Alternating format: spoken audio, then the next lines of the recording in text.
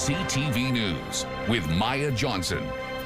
Good evening. Thank you for joining us. It is another deeply disturbing story about Quebec's youth protection system, one that is prompting shock and outrage. Earlier this year, 3 minors died while under the care of Batshaw. All 3 deaths happened in the same month. The coroner is investigating, but critics say it's not enough. Matt Grillo reports. The Quebec Coroner's Office confirms it is investigating the 3 deaths, but isn't saying more at this point. However, a Batshaw employee insisting on anonymity shared details staff are aware of, which were first reported by the Gazette and La Presse. At Batshaw's Prévost campus north of Montreal, a 16-year-old girl died by suicide on March 3rd. After a phone interview with a psychologist, she was taken off 24-hour care. Later in the month, a 17-year-old boy died by suicide while on the Batshaw wait list for a worker to be assigned to his case. Then at the end of March, a 4-year-old girl died. Her household was under Batshaw supervision. Her sibling in the same household also died under youth protection care. She was assigned a caseworker, but that person switched departments. The young girl was reassigned and hadn't been followed up with in months. Youth protection lawyer Valerie Assouline says a culture change is needed. Outraged because we have been speaking about making sure that we have no children left behind, and it's continuing. The West Island Health Authority responsible for Batshaw tells CTV News every death involving a child or youth is a deeply sad event. When a concerning situation is brought to our attention, it is subject to a rigorous analysis. Appropriate follow-up is conducted and concrete measures are implemented when necessary to ensure the continuous improvement of our practices and services. In a statement, the National Director of Youth Protection, Leslie Hill, said she would not comment on individual cases, but said, "I can assure you that each of these situations has been thoroughly reviewed by the institution's relevant authorities, pending the results of the coroner's investigations. Every child's death remains a tragic event." The statement then goes on to explain certain measures have been implemented by Youth Protection since April, including a risk assessment for each child taking into account a number of protective and risk factors, immediate placement of any child deemed to be at high risk, regular review of situations, and regular contact with the person responsible for monitoring. I hope now with the next election coming up that the government will put a priority for our children, because that cannot happen in a society that says that cares about their children. It's not possible to continue like this. Kids should always be protected, and especially when they are within the hands or known by youth protection. Quebec Solidaire says the 3 deaths are unacceptable. The party is calling for investigations by both the Commissioner for Children's Well-being and Rights, as well as Quebec's Human Rights and Youth Rights Commission. I'm hoping those 2 independent resources can directly bring light to what happened. The union that represents Batshaw employees says Batshaw is facing severe staffing shortages and caseloads continue to rise. It goes on to say that youth protection services in the West Island need more resources and support. Matt Grillo, CTV News. There is a national suicide crisis helpline for people who need support. There is someone available to help 24/7. The number to call or text is 988. Well, it took a few days, but there is now an official confirmation. What swept through the town of Harrington in the Laurentians on Tuesday was in fact a tornado. No one was hurt, but the damage was widespread. And now there are questions about why some residents never got the tornado warning on their phones. Sweeta Rassi has more. In Harrington, the cleanup is mostly over. On Tuesday, the area was hit hard when a sudden storm ripped through the town. But Mayor Gabriel Parr says since then, they've taken care of the most urgent issues. All the public roads and private roads are cleared to allow access. Now, the Northern Tornadoes Project has confirmed that it was in fact an EF1 tornado. EF1 is 135 to 175 kilometers per hour. This tornado was at the very top end of EF1. While there were no reported injuries, the damage was widespread. Trees snapped, power lines downed. with tornadoes, we typically see trees that are down either in a circular pattern or they're converging and crossing each other. In this case, it was a wide path where almost all the damage was all in one direction. But the storm exposed a deeper problem. The warning system. Environment Canada sent out a tornado alert, but Harrington has long struggled with cell service. The mayor says if residents can't get signal on a normal day, they certainly weren't getting one when the tornado hits. Cell access was next to zero. But she says things will change. 3 satellite towers are expected to go up by the end of October, which will finally bring service across the territory. The hope is the next time the town gets hit with severe weather, residents won't be caught off guard. Sweet Arasi, CTV News. A 22-year-old man was taken to hospital in critical condition after a fight in the Plateau. The man was found unconscious at the corner of Guilbeault and Clark early this morning with serious injuries to his upper body. In New York State, it was the second day of the trial of a Montreal father accused of killing his 9-year-old daughter. Luciano Fertolin has pleaded not guilty to second-degree murder and concealment of a human corpse. Today, the jury heard a 3-hour recording captured in a police cruiser as officers searched for the missing girl. Fertolin and officers were driving through a rural area where he claimed his daughter Melina had been kidnapped. Her body was eventually found in a marsh in Ticonderoga, New York. Melina's mother is expected to testify at the trial. The land under Villa Maria is up for sale. It's owned by the Sisters of the Congregation of Notre Dame. The school says it is good news, but as Kelly Gregg explains, its long-term future still isn't secure. It's a sprawling estate in the heart of the city. Now it's up for sale. Whoever you talk to, there's a deep passion about this location. The land under Villa Maria is currently owned by a religious order. There have been concerns about the school's future, but now a provision of the sale stipulates it can remain until at least 2032. You know what? It's time that we didn't have a month ago. Without that extension, applications would be in free fall. I'm a parent of 3 kids. No parent sending their kid when they don't know how. They're not going to have their kid apply to a school when they don't know if they can graduate. The deal also requires the site's heritage value and green space be maintained. The community would not want to see condos go up across all of this space. The owners of the site say the domain was listed for sale yesterday on the open market. When an offer meets its expectations, it will notify the college, which may exercise its right of first refusal. The congregation refused to confirm how much the 500,000 square meter site was listed for. But according to the latest municipal valuation, the land and high school buildings were worth nearly $125 million. Villa Maria says right now it can't afford to buy. I would say it's impossible at this stage, as today.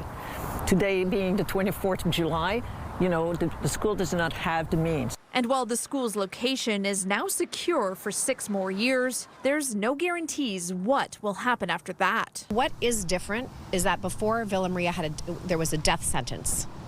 Now Villa Maria has a fighting chance. You mentioned that right now the school is not able to afford the grounds. What are the chances that the school will be missing? I don't know.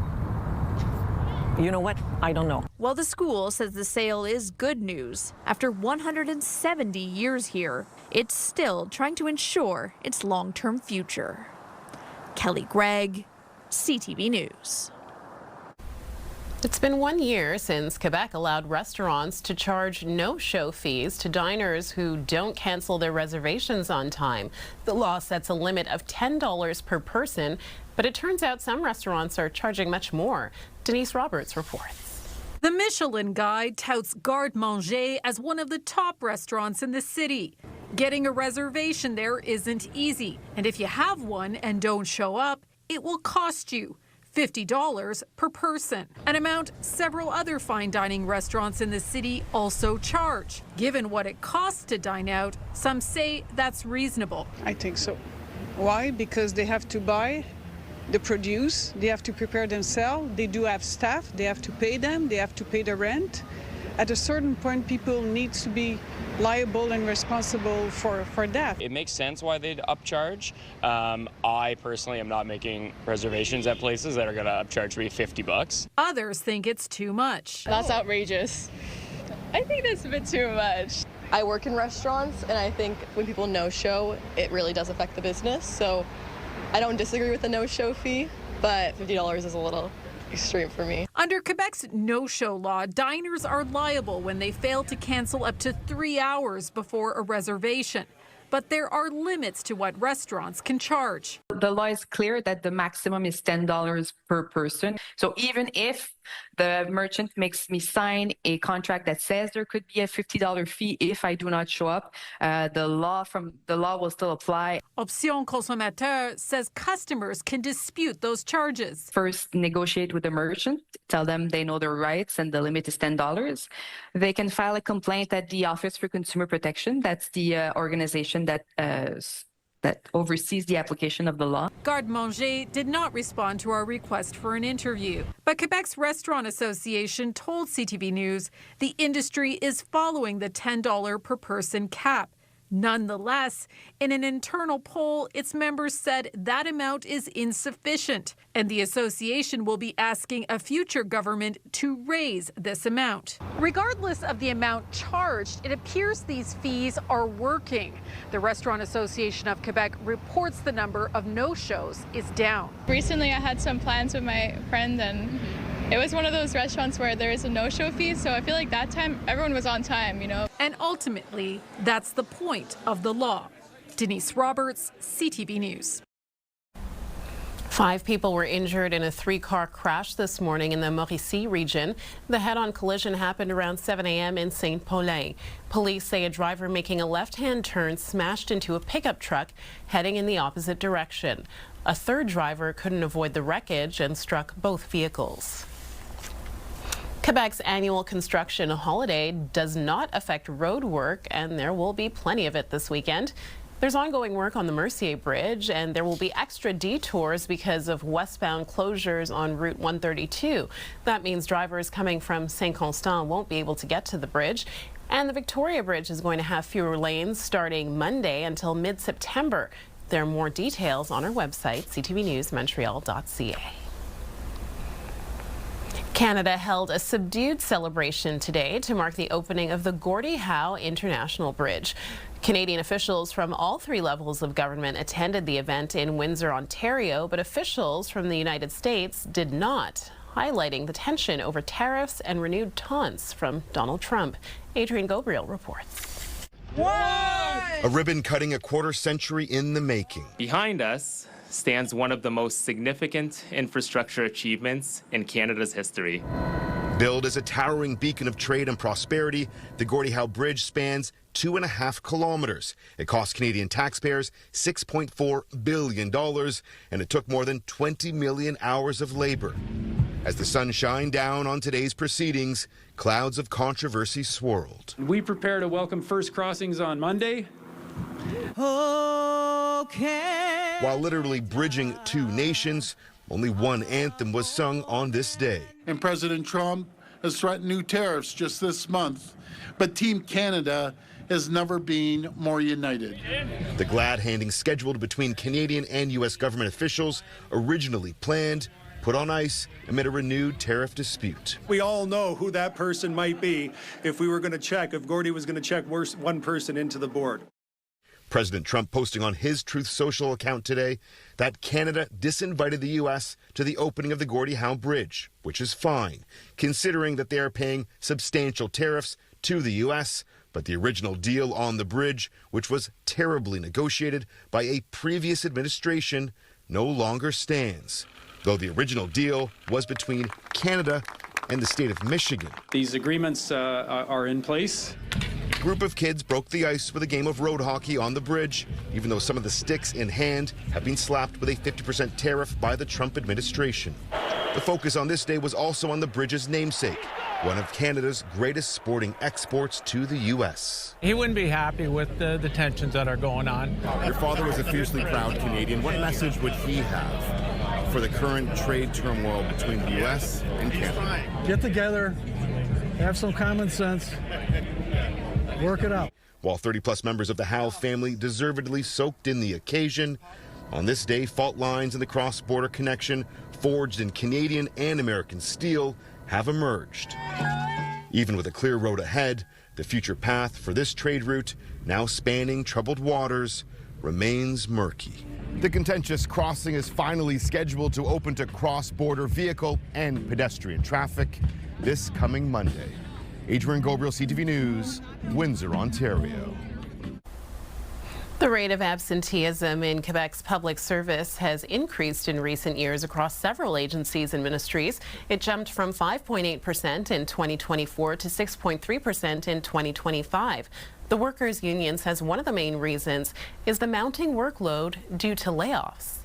The government is more like do more with less. That's what's been going on for a few years now. There's always been people on leave. That it happens. Okay, so for different reasons, but right now it's going worse. It's going to be worse because we're cutting people. We're laying off people, and right now the government's saying, well, we want to lay off 3,000 more, which makes absolutely no sense.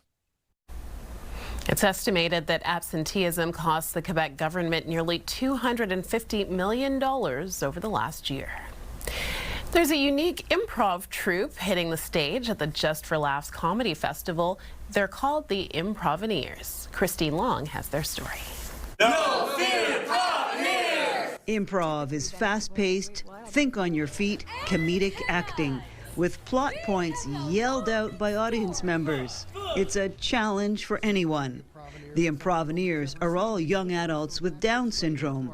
Henry Snow loves performing. I feel motivated, I feel loved, I feel amped up. His dad is the founder of Stand Up for Downs to help his son and others. Anybody who takes an improv class is going to learn something, whether it's a better way to communicate with others, eye contact, voice projection. It gives you a big dose of self-confidence, but also problem solving, quick thinking, creative thinking. So when I started the program, I thought, well, all of this plays with people with developmental disabilities and people with all abilities, right? The performers are building their social and workplace skills and trusting each other in front of live audiences. I try to calm them. Since if everyone has my back, I have their own back as well. Just for Laughs headline comedian Ron Funches visited their rehearsal at Théâtre Sainte-Catherine to talk about challenging people's perceptions and breaking barriers. That's all in a 2027 film about the Improveners. Performer Nick Doyle is playing it all cool. You have a documentary crew following. Yes. What's that like? Speaking of challenging, they are challenging, but if I'm being honest, we got the best crew. The cast and crew will all be at Théâtre Sainte-Catherine Saturday at 5 p.m. for live performances by the Improveners. Tickets are $25 for a one-of-a-kind show. Christine Long, CTV News. And when it comes to comedy, Habs coach Martin Saint-Louis is a huge fan of Seinfeld.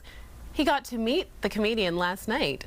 St. Louis was invited to meet Jerry Seinfeld before he performed a set at the Just for Laughs festival. He brought along a customized Canadiens jersey with Seinfeld's name on it, as you can see. St. Louis says he's watched Seinfeld's TV series several times, including during the Habs' most recent playoff run. He says he watched the show to relax before going to sleep. Coming up, the Trump administration's tariff agenda. This is about leverage rather than about law. Canada responds to the latest accusations from the U.S. And a seaplane goes down. The terrifying moments are caught on camera.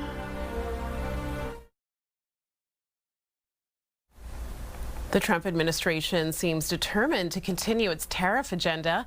Now the U.S. is hitting dozens of countries, including Canada, over alleged forced labor in supply chains. This 10% tariff was announced just hours before a previous one was set to expire. Judy Trin reports. Come with me. The Prime Minister in Newfoundland promoting domestic tourism as the U.S. unleashes new tariffs on 60 countries. Even if you're a country that probably doesn't have forced labor yourself, if you're allowing the import of goods made with forced labor, that makes it harder for my goods to compete because we're following labor rules in the U.S. The Section 301 or forced labor tariffs of 10% replaces the previous global tariffs struck down by the Supreme Court. I thought the decision by the Supreme Court was not a good one, but we have many forms of tariffs. The forced labor tariff will impact Canadian goods not covered under CUSMA. The federal government says it's unjustified. There is no daylight between us and the U.S. On our resolve to end forced labor. And we have actually active legislation on the House of Commons floor to take the next steps on that. We were not surprised. This is about leverage rather than about law. The majority of Canadian exports will not be impacted by the 301 tariffs, but this professor of international law says smaller businesses will feel more pain. More and more small and medium-sized Canadian businesses found that when they wanted to get certified that they would be exempt, that they weren't. Those are the people that are going to be affected yet again. Donald Trump has threatened to levy broader and bigger 50% tariffs on Canada in August. Meanwhile, today, he once again threatened to issue new tariffs over wildfire smoke. Judy Trin, CTV News, Ottawa. And raging wildfires in BC have triggered a new challenge. The province is experiencing power outages, in some cases far from the flames. BC Hydro says smoke and ash from the wildfires near Clinton, north of Vancouver, could be causing flickering lights and power fluctuations across the province. Crews are unable to access the site to make repairs. Those fires are among more than 100 the province is battling. Meantime, some good news out of Ontario, where no new wildfires were reported in the last 24 hours, but there are still 177 active fires burning in the north, forcing more than 1,800 people from their homes, and most of the evacuees are from Indigenous communities. Overseas, meantime, wildfires are raging in Europe, forcing thousands to evacuate in France as intense heat grips the region. Maggie Ruley has the latest. Wildfires raging across Europe are forcing more than 70,000 people to evacuate. Flames engulfing beaches in southwest France, as authorities order the evacuation of the entire peninsula of the popular hotspot Cap Ferret, just southwest of Bordeaux. 32 fires across France, burning almost 3 times as much land compared to this point last year. Thousands of firefighters fighting the fires from the ground and the air. 2 firefighters were killed earlier this week. The flames fueled by another prolonged heat wave across southern Europe. Officials in neighboring Spain are warning of extraordinary danger and declared a national emergency in the area around Madrid. Several regions in Greece are on the highest alert level for wildfire danger. And officials are warning these dangerous fire conditions will continue, with high wind and high heat expected to last for days. Maggie Ruley, ABC News, London. A terrifying moment was caught on camera off the coast of Washington state. A tourist seaplane with 11 people on board crashed into a small island. Incredibly, they all survived.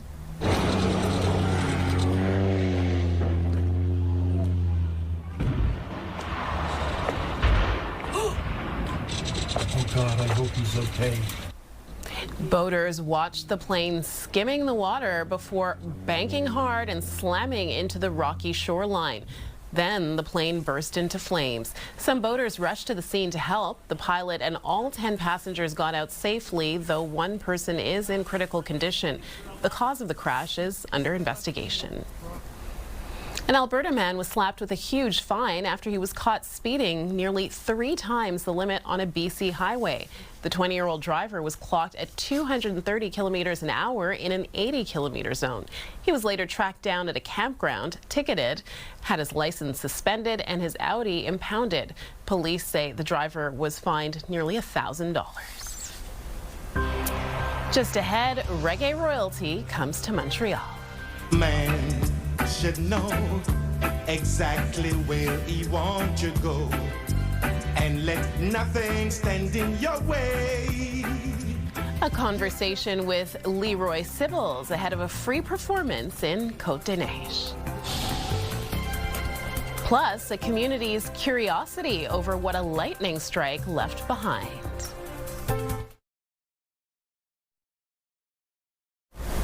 Every year, Montreal's Jamaican community comes together to celebrate their home island and culture. And this year's Jamaica Day is tomorrow in Côte-des-Neiges at Martin Luther King Park.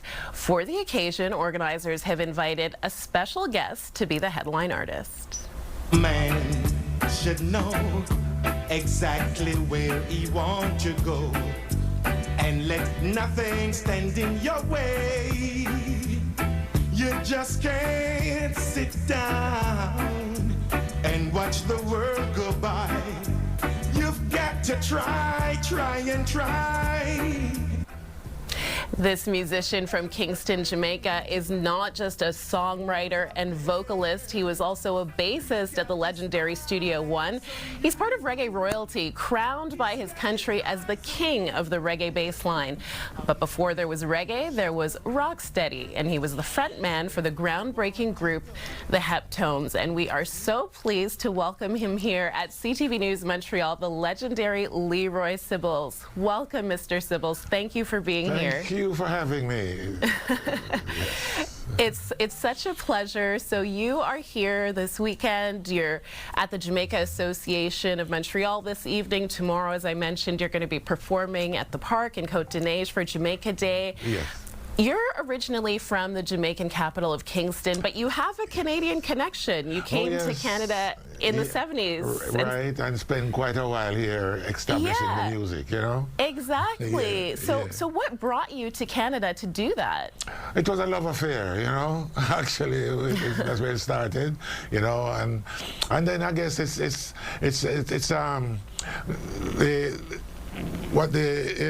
what life has, project you and set you to do, because sometimes plans that you find yourself involved in, weren't really plans. It's just destiny. It was part of my destiny, yes. Yeah, part of your destiny to come to Canada, but you're back in Jamaica now. Oh, yes. Yes. So, for Montrealers who are going to come out to see you tomorrow, what can they expect from you on stage? Oh, well, the history. Straight up. It's going to be the history of the music, from that time to this time, and all it incurs. Yeah. And there you are. I think that's in Toronto, performing maybe 10 years ago. So does that look familiar to you? Of course. I can recognize me.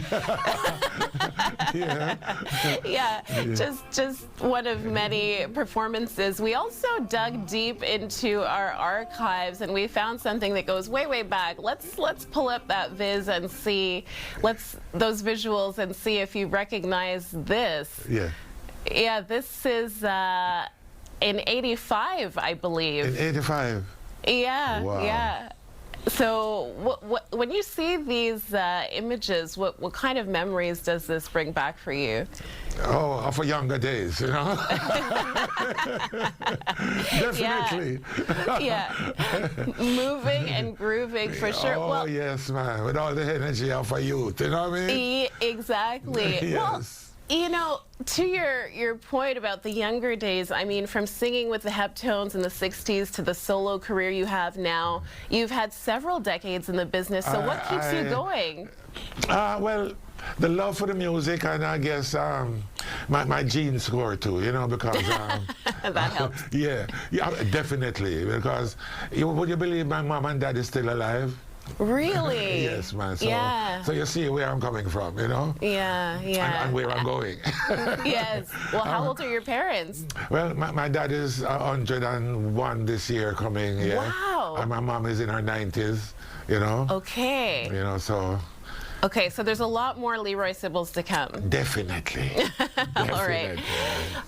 You know, before we wrap up, I just wanted to ask you a question about another artist, Buju Banton, because this week well, he's most been people on... in Jamaica, there's a hush-hush saying that that's my son, you know? And sometimes when I look back on some of my younger performances and stuff, make me wonder. Well, I mean, he's definitely part of the legacy, the reggae legacy, and dance hall as well. And he's on a press tour for his new album. He's been on the late night circuit, on Jimmy Fallon's show, the morning show circuit, the Today Show. Yeah. I mean, reggae has always been universal, but dance hall doesn't usually get this type of mainstream exposure. Yeah, but what do you think? Buju is in the middle of all of that because he's reggae and dancehall. Right. You know, so that covers a lot of his projection and action and acceptance. And so for you to see that, what is that like for you as one of the founders? It's beautiful. It's beautiful. I love what he's doing. I love where it's going, and I love what's happening around him because it flows. You know, whenever a Jamaican or a reggae artist, you know, exceeds, it helps all others to follow. Right, right. Yes. All right, we'll have to leave it there. But before we go, I just want to show you this. Yes. This is one of your albums. I'm not even sure if my dad knows I took it. One of my Canadian content. Yes. Yeah, I appropriated this one from my dad. That I was here, you know what I'm saying? Yeah. I've been here, and it's still around. All right. Yes. Thank you, Mr. Sibbles. We really appreciate it. Thank you for having me, my love. You know. So, will you be coming down to the show tomorrow? Absolutely, I wouldn't miss it. All right, so we can say hi again, right? Yes. Jon Bon Jovi was forced to call it quits mid-show last night in New York City. The singer apologized to fans leaving the stage after 14 songs. Throw away your ticket stubs. All over, figure out how to reschedule. All right? But I'm going to have to prove it for you. The 64-year-old singer has been battling a sinus infection and was forced to leave the stage 90 minutes into his performance.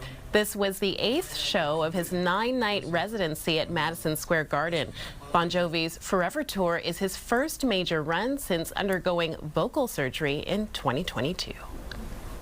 Weather brought to you by Gratian Scaff's 50th anniversary gift event. Get a complete second pair and sunglasses as a gift. Well, the heat is on for those of us in the greater Montreal area. We are currently sitting at a temperature of 26 degrees, 25 in Sherbrooke and 25 in Mirabel as well. But once again, feeling warmer with that humidity, more like 29 for those of us in Montreal. And earlier today, we did have temperatures that felt like they were in the 30s. So that is in the range of our record high from 1963 for this day. That number sits at 33.3 degrees, and we can expect to have a lot more temperatures that feel much like that. But for tonight, we are forecasting a low of 19. That is once again a warmer low for the night. We're looking at clear skies and then holding on to that temperature of 19 degrees as we start our Saturday. We should wake up to plenty of sunshine, and then we'll see a few clouds coming in as we head into the afternoon. So expecting mainly sunny skies for Saturday afternoon. That would be along with a daytime high of 29 degrees.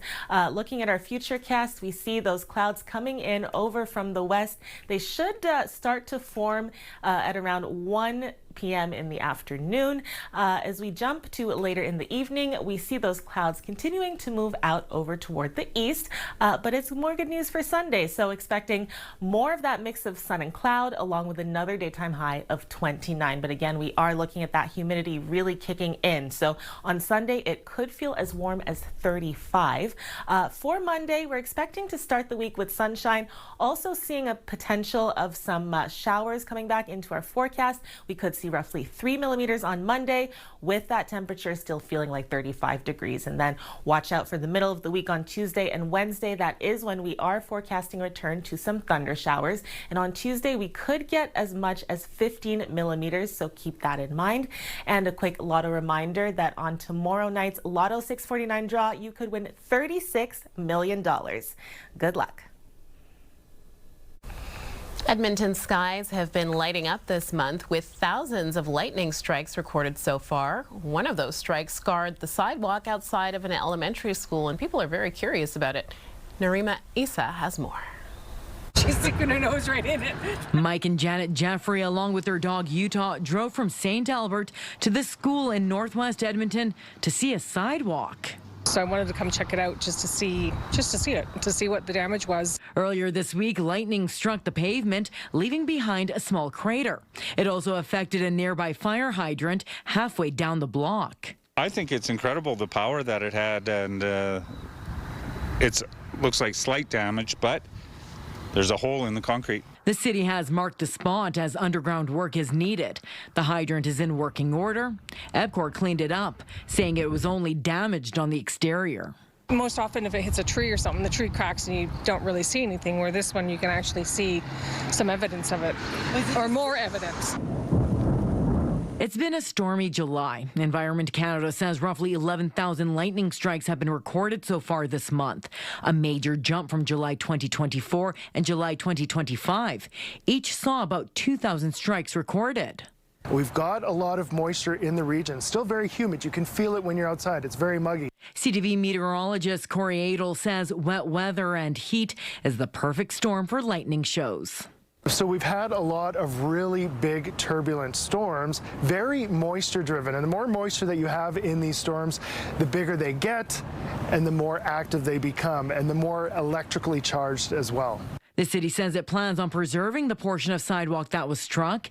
It's planning to give it to the University of Alberta for research purposes. Probably had a lot of visitors, huh? A neighborhood attraction sparking a lot of attention. Naranisa, CTV News, Edmonton. A Canadian professor has won a prestigious award described as the Nobel Prize in Math for solving a problem that stumped mathematicians for decades. The Fields Medal was awarded to Jacob Zimmerman, a professor at the University of Toronto. He proved a complex mathematical theory related to the appearance of points inside geometric spaces. Zimmerman is the first from a Canadian institution to receive the award. Still to come, a new twist on an old classic.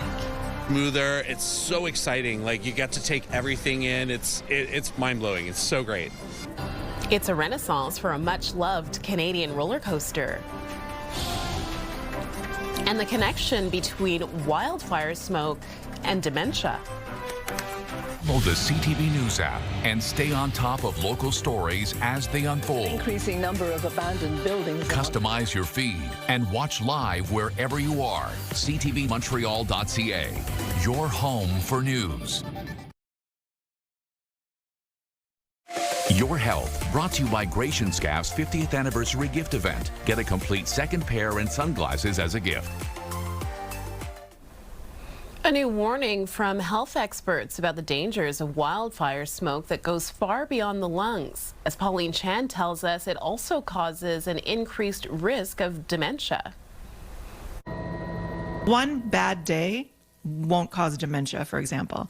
But the problem is that we're increasingly having bad day after bad day after bad day. And if people don't take the right kind of precautions, then they're just increasing their risk. Alison Secular is the chief scientist at Baycrest. Air pollution in general can cause inflammation in the brain. It can cause changes in the ability of the brain to repair itself. it can cause all kinds of other issues and introduce different kinds of poisons and toxins basically into the brain. She says the particles are so small they can cross the blood-brain barrier. And it's not just trees that burn. Buildings and vehicles also release toxins into the air. Things like carbon monoxide will be in there. There are things like benzene and formaldehyde. She says genetics are a small part of our risk factors for dementia, but the ones we can control go by the acronym BRIGHT. B for body movement, so make sure you exercise daily. R is for rest and relaxation, also important for the body's health. I is for involvement. Socially and cognitively.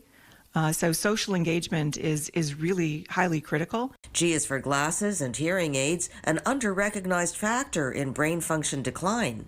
H is for heart health. If it's good for your heart, it's actually also good for your brain. And T is for toxins such as alcohol, smoking, and air pollution. So on days like mid-July, when Toronto had the worst air quality in the world. So for me, if it's a 4 or higher, I minimize any kind of strenuous activity outside. And on a day like a 10 or a 9 or an 8, I would try not to go outside at all. Secular says precautions such as an N95 mask are a good idea, especially for older Canadians. Pauline Chan, CTV News. With the threat of a strike looming, WestJet is giving some travelers a chance to change or cancel their bookings. Passengers with flights scheduled for July 30th to August 4th can make a one-time change or cancellation free of charge. WestJet says the move is to give customers more flexibility and peace of mind. Last week, the airline's cabin crew voted over 99% in favor of walking off the job. 4,400 workers could legally go on strike as of August 2nd. Business news brought to you by Au Vieux de Loup. Generous and delicious plates all the time. CN Rail reported financial results with revenue up 11% in its latest quarter. Here's Marilla Fernandez. Revenue for the second quarter was $4.75 billion, and that beat expectations.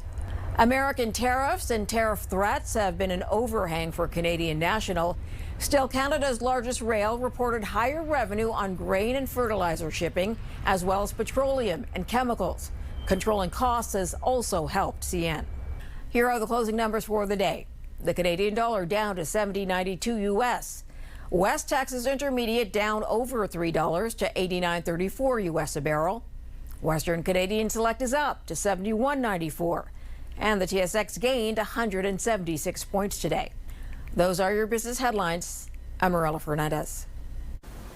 And time now to check in with Caroline. And Caroline, you're digging into some data tonight. We are, Maya. We're going to look at those latest crime numbers from StatsCan a little more closely tonight. Last night we told you that overall crime went down in Quebec in 2025. Well, it turns out that violent crime among youth in Quebec is up and has been steadily climbing for about 11 years now, which is definitely cause for concern.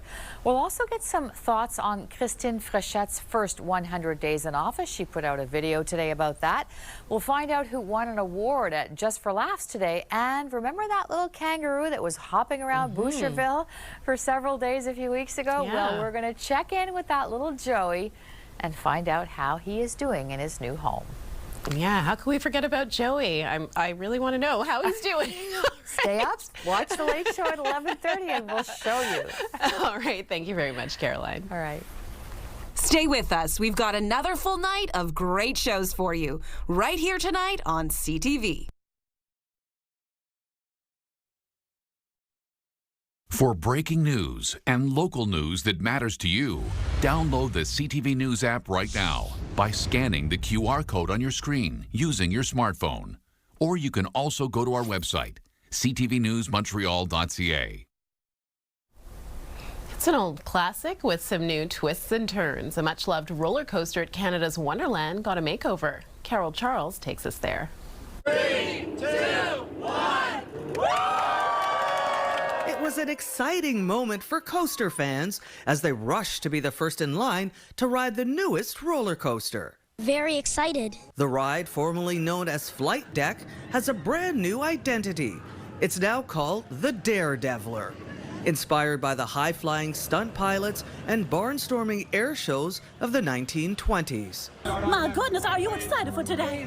Park officials say it's all about giving a classic ride a fresh new feel. These new trains really make the guest experience much more comfortable and enjoyable. So as you're going around at 90 kilometers an hour, you'll feel the speed, and there's a little bit more open air for you as you're watching yourself on the ride. And giving thrill seekers another reason to buckle up. Smoother, it's so exciting. Like, you get to take everything in. It's mind-blowing. It's so great. It was fast, fun, and amazing. I think the refurbishment worked very well for what they were trying to go with. Despite the many loops and sharp curves around the bend, many went back a second time. Once was great, twice was whew, whew. It was a lot. It was great. It was great. Worth the wait for sure. So much smoother, you don't bang your head anymore. Would you go on it again? Yes. With the Daredeviler officially back on track, Canada's Wonderland is hoping a new generation of thrill seekers will be ready to take the ride. Carol Charles, CTV News. I will not be among them. I am not a roller coaster person. I don't know about you, Anastasia. I definitely am not either, but it is a great weekend for the theme park. Yes, it sure is. And earlier in the newscast, I was talking about Jamaica Day celebrations tomorrow at the park. Great weather for it. It's going to feel like Jamaica. There you go. There you go. Well, no matter what park you're planning on hitting this weekend, here's what we have coming your way. We're looking at a low of 19 degrees for the night. We'll dip down a little bit early in the morning, but by the time we're waking up, looking at a return to a temperature of 19. Also forecasting lots of sunshine coming in, and that should continue all the way into the afternoon. We see a few clouds moving in early in the afternoon, but we should be left with mainly sunny skies for Saturday. By the time you get to Sunday, more sunshine ahead. So a high of 29 degrees for both Saturday and Sunday. Feeling warm, though, with the humidity. As warm as 35. You'll want to keep that in mind for any weekend plans that you have, Maya. All right. Thank you very much, Anastasia. And thank you, as always, for tuning in. Have a good evening and have a great weekend. Enjoy that sunshine.